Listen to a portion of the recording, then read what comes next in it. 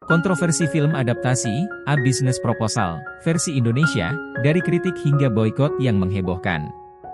Adaptasi lokal dari drama Korea populer, A Business Proposal, telah menjadi perbincangan hangat sejak awal promosinya. Namun, siapa sangka film yang awalnya diharapkan menjadi hits besar ini justru berakhir tragis. Dalam waktu hanya 7 hari setelah tayang, film garapan Falcon Pictures tersebut harus turun layar di bioskop.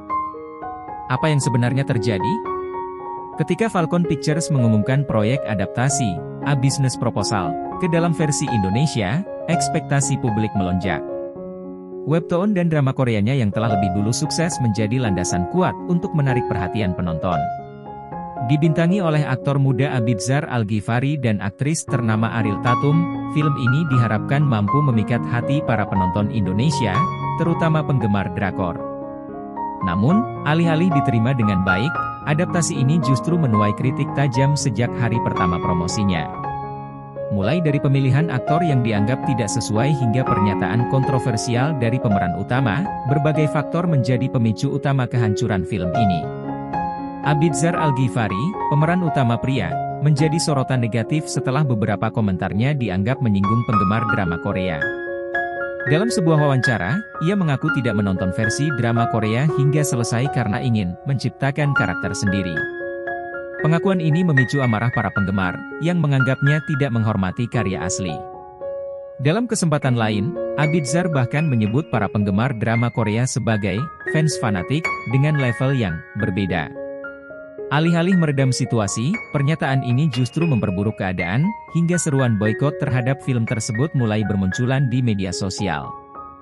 Seruan boykot semakin meluas menjelang perilisan film pada 6 Februari 2025. Tagar-tagar seperti boykot A Business Proposal mulai trending di Twitter, mencerminkan ketidakpuasan publik terhadap proyek ini.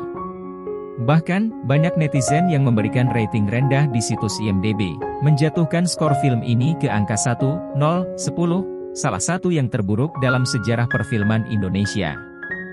Meski Falcon Pictures sempat mencoba meredam situasi dengan mengeluarkan surat permohonan maaf, usaha tersebut tampaknya sudah terlambat. Film ini tidak mampu menarik jumlah penonton yang memadai dan akhirnya harus turun layar hanya 7 hari setelah penayangan perdana.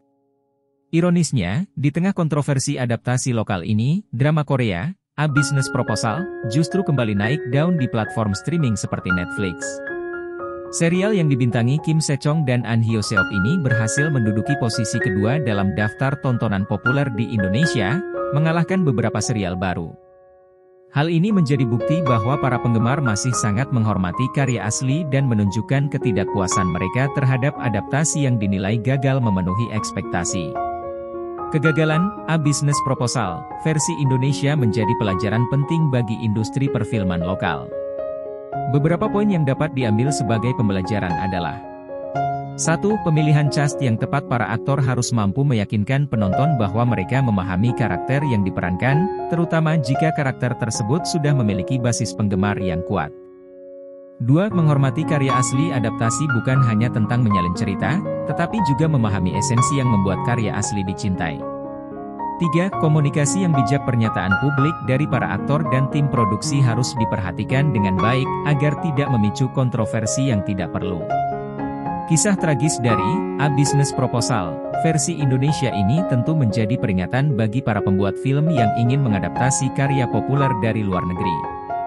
Penonton Indonesia semakin kritis, terutama dalam era media sosial yang memungkinkan suara mereka terdengar luas.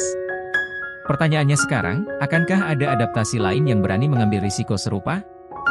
Ataukah industri perfilman lokal akan lebih berhati-hati dalam menggarap proyek-proyek besar di masa depan? Hanya waktu yang bisa menjawab. Kegagalan A Business Proposal, versi Indonesia bukan sekadar kisah tentang film yang tidak sukses, tetapi juga refleksi dari bagaimana sebuah karya harus dieksekusi dengan hati-hati. Sebuah proyek besar membutuhkan lebih dari sekadar nama besar, dibutuhkan penghormatan terhadap materi asli dan komunikasi yang baik dengan audiensnya.